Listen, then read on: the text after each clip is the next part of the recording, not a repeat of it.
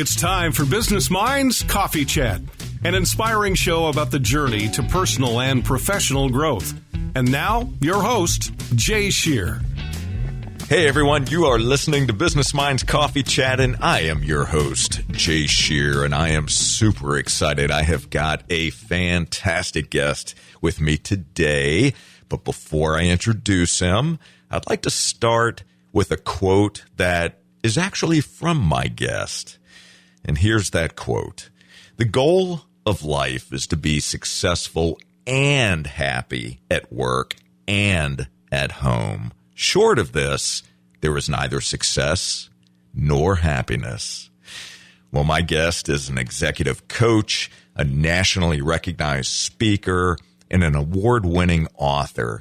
He earned his PhD in educational psychology from UC Berkeley and is an expert in positive psychology and emotions. He was one of 3 emotion experts to consult on Pixar's Academy Award-winning movie, Inside Out. He coaches clients to perform at their peak and achieve greater success and happiness at work and at home. Please welcome the founder of Guide to Self and the host of the Evolved Caveman podcast, Dr. John Schinnerer. John, thank you so much for being here today, man. I'm excited about today's conversation. It's my pleasure, Jay. It's always fun to talk with you. Absolutely. And, before we were recording, I had mentioned to you that, you had been on my podcast, Business Minds Coffee Chat, and it's been 5 years now. We actually recorded that episode in September of 2020. So it's hard to believe that time goes by that quickly. We had a great conversation then, and for those that are listening to us right now, if you want to go back and check that one out, that was episode 40. So there's been a lot of them since then. But so John, I thought today I'd like to explore with you kind of the big topic of understanding and building self-worth. And this has become such a critical topic and something that I see so often in not only folks that I coach, but just also in general in society today. I see such a lack of self-worth, and I felt that you would be probably one of the best people that I could think of to have this kind of a conversation and explore this. And I'm just going to be fully transparent here as well. This is an area that I have personally suffered with certainly in my youth and throughout different stages of my life. And, today I have more tools and strategies on how to overcome or how to build self-worth. But my gosh, it has definitely been a big challenge. So I thought for the purposes of our conversation, could you share with us, is there a difference between self-worth and self-esteem? Yeah, thank you. And I think I've had the same experience as you with self-worth. I think when I was younger, I focused on self-esteem because that's what we were told would, make us happy and make us productive and solve all our problems. Mm-hmm. And I've struggled with self-worth much of my life. I realized in working with high-achieving men for the past 3 decades, a lot of them were really successful and worth a lot of money and highly respected in their field, and yet they still struggled with self-worth. So it started me looking at, what's the difference? Why does this matter? And so I did a podcast a few weeks ago on my podcast, and it was kind of outlining the difference between self-worth, self-esteem, and self-confidence. And the response has been pretty overwhelming. And I got to say, I look back at it now and I'm like, it was an early draft of this idea. I think the idea is really important. And at the same time, I think I'm still kind of fleshing it out. Okay. So let me just put that out there first. But, self-worth, the difference between self-worth and self-esteem is critical to me because self-worth, they're both beliefs about ourselves globally. Mm-hmm. And self-worth is that fundamental belief that you are valuable, lovable, and enough just as you are. So it's your internal sense of worthiness, but the distinction between this and self-esteem is that it is not based on achievement, appearance, wealth, or your resume. Let me say that again. It is not based on external factors. And what we find in research is that 80% of women feel they are not enough, and 73% of men feel not enough. Wow. And I think the numbers actually are probably higher than that, but many of us just aren't aware we don't feel enough. Now, so I think it's a huge issue. Let me ask you a quick question on those statistics. Yeah. Are we seeing that percentage gradually increase over time? Has it stayed flat? What are you seeing? I think it's increasing slightly, but I don't actually have the data on that, so it's hard to say. Okay. But, think about how does that self-worth get sort of undermined? I mean, and part of this is how does self-esteem get undermined? And part of it's the inner critic that, we shame ourselves to get us to be productive. Part of it is social media, that we're only as valuable as we look. Part of it is the hustle and grind culture. We're only as valuable as what we produce. And so we're kind of taking shots to our self-worth all over the place.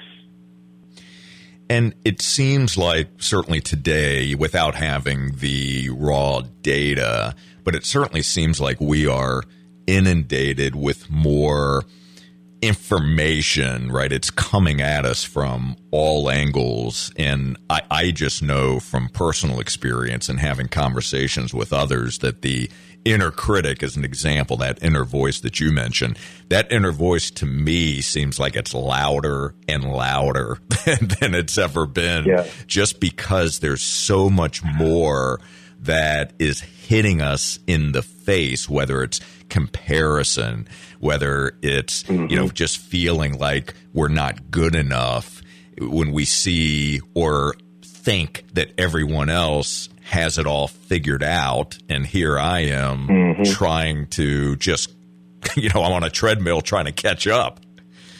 So let's talk about, go ahead.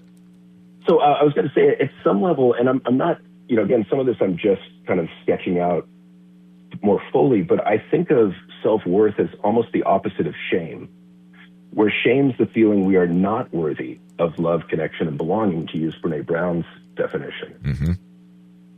And the thing that's critical about self-worth is that it's unconditional.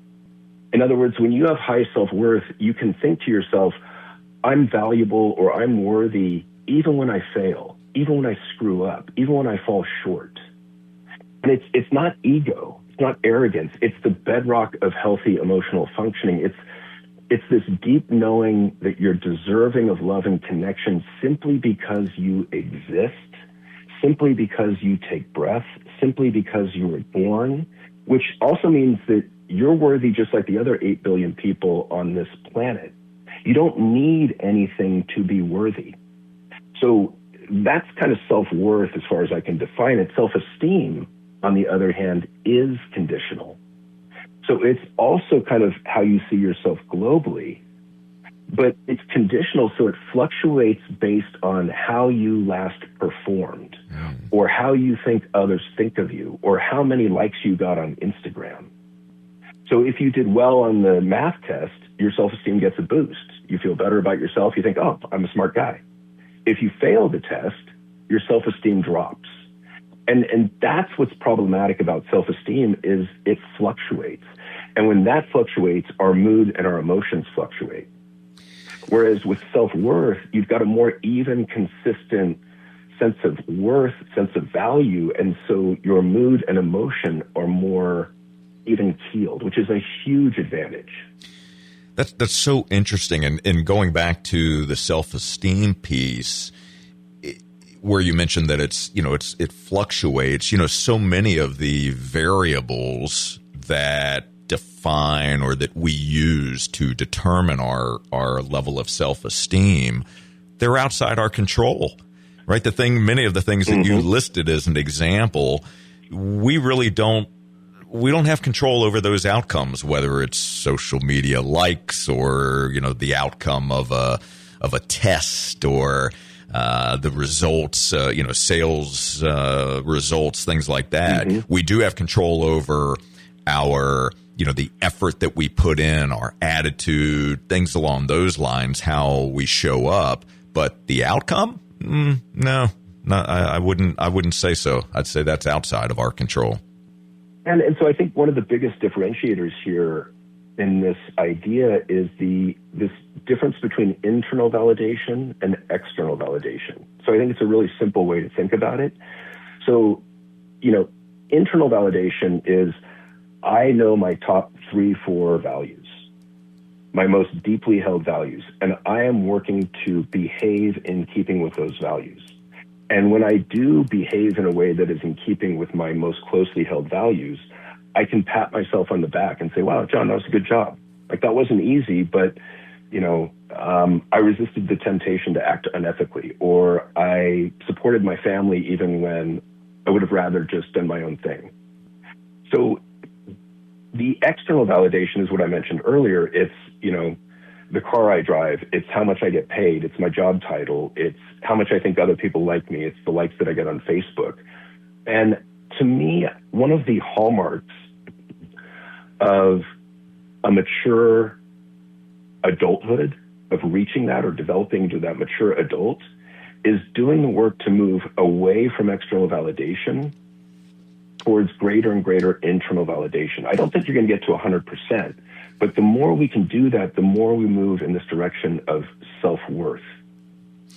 That is so good and so relevant. So what I'd love to do is, when we get to the other side of the break, is talk about what that work looks like, right? What we can actually do, some of the actions we can take, some of the strategies we can begin to employ that can help us move in that necessary direction. But before we do that, and before we do take the break, could you share with us where some of the early experiences or familial background, how some of those experiences shape that worldview and that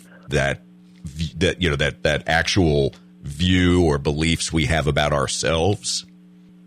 Yeah, I think that a large part of that is how your parents or caretakers responded to you as a young child or childhood or through adolescence, and where they gave and withheld love and affection and praise and connection. And I think a lot of us got this growing up. I mean, even in a healthy family, right? Our parents would, some parents praise us when we got an A on the test. Some parents would praise us when we scored the game-winning goal in soccer. But that was the only time.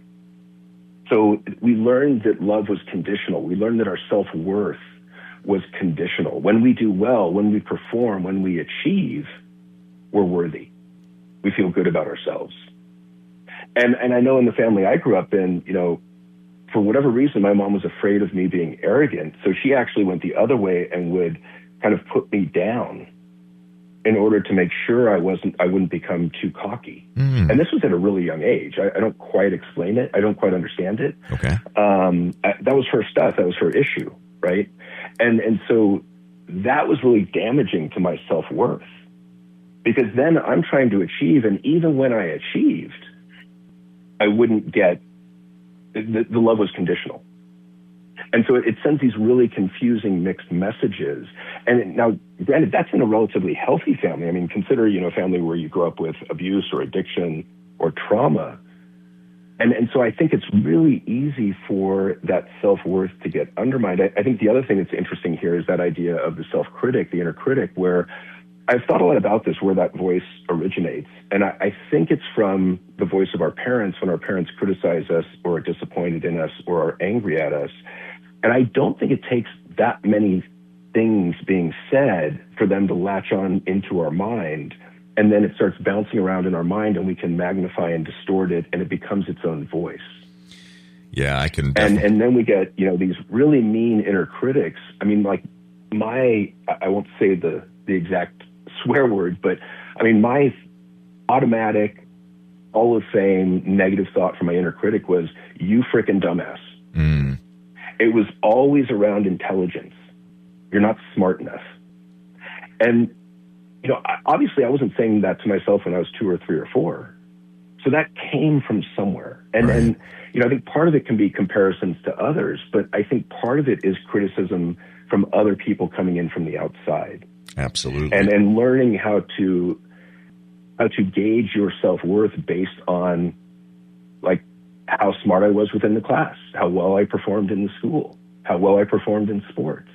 And it becomes kind of merciless because you can never perform well enough to run away from this. You can never perform well enough to cure this because you're only as good as your last performance. That's right. So, John, we're going to hit pause on our conversation. We are going to take a brief break to thank our amazing sponsors, my friends. You are listening to Business Minds Coffee Chat. Don't you go anywhere. We will be right back.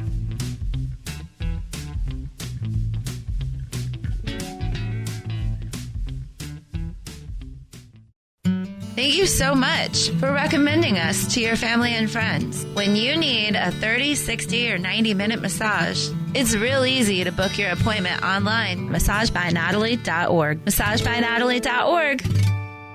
This is Jay Shear. Are you a business owner or entrepreneur trying to figure out how to improve and achieve greater results? If so, I'm speaking to you. I provide the tools, coaching, and accountability you need to gain clarity around your personal and professional goals, remove the excuses holding you back, build the mindset, leadership skills, and proven strategies to grow your business and become the best version of yourself. To learn more or to apply for my coaching services, call 904-236-0431 or visit JShearBusinessConsulting.com.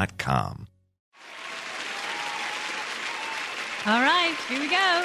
Let us entertain you all season long at the Fitzgerald Performing Arts Center. Our brand new season is out now. We've got great shows and great seats waiting for you. Every time you buy a ticket to a show at the Fitz, you support the performing arts in Flagler schools. Get all the information and buy tickets at flaglerentertainment.com.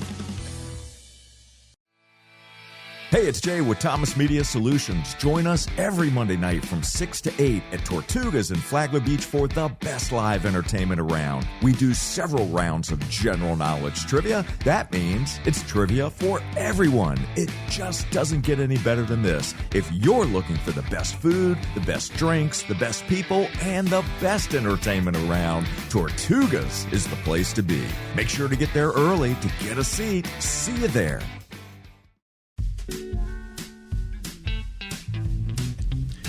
All right, we're back. And again, you're listening to Business Minds Coffee Chat, and I have got my special guest with me here today, Dr. John Schinnerer.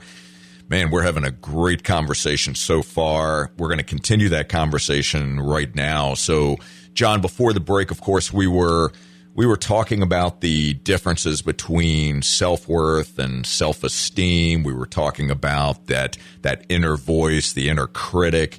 You were sharing some of the backstory behind that inner critic that you were certainly dealing with. And, this is something that, of course, we all experience. The question is, are we paying attention to it? And are we allowing that to stop us and hold from growth and from being able to actually do the things that we want to do?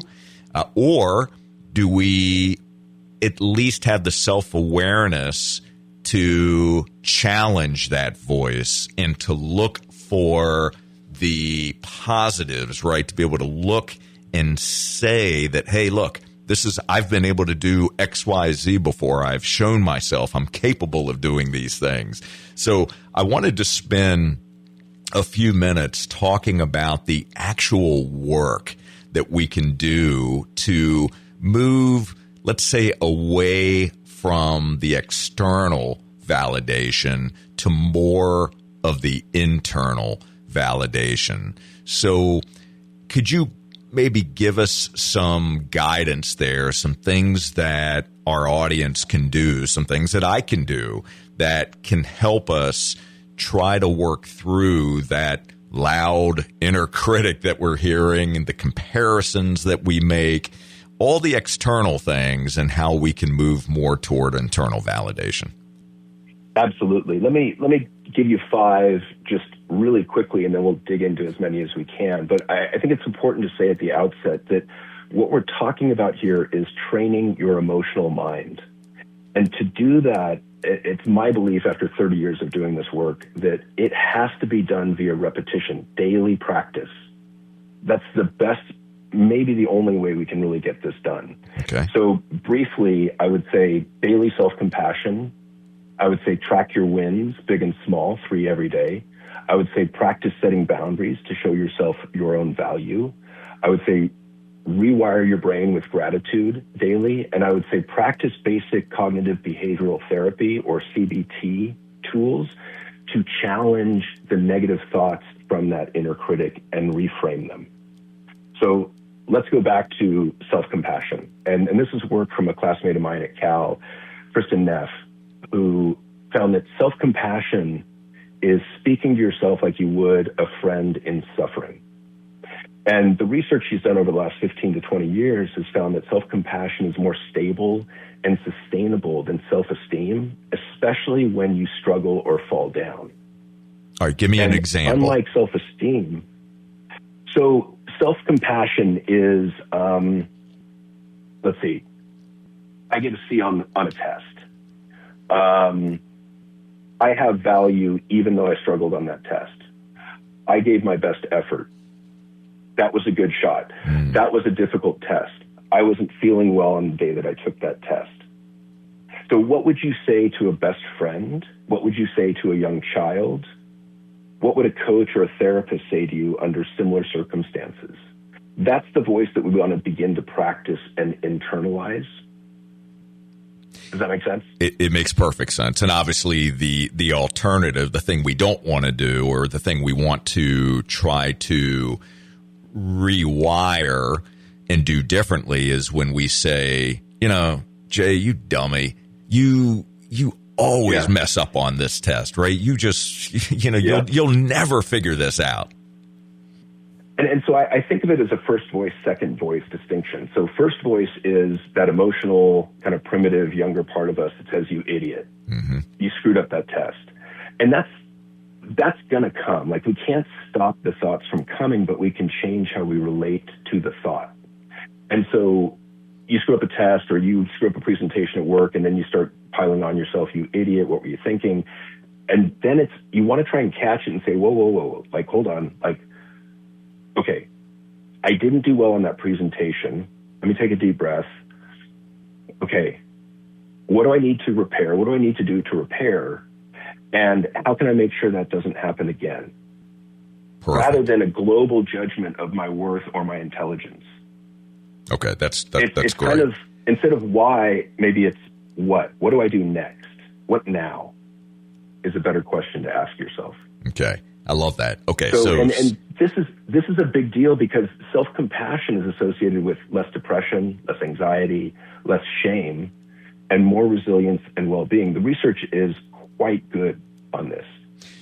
So I know that many people who are listening right now, this is a challenging area for them, because I know that so many of us beat ourselves up and we don't even realize it, right? Because we're not always paying attention to it, but we just keep digging ourselves deeper and deeper into a hole. So I love this one. So our very first exercise we're going to work on a daily basis, and again, remember what Dr. John said, repetition and daily practice is practicing self-compassion. Speak like a friend, right?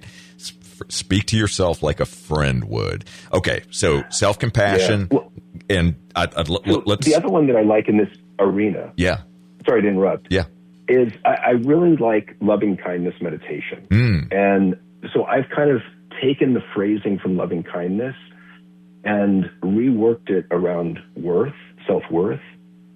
And I personally have repeated these phrases or variations of them for the past 5 years daily.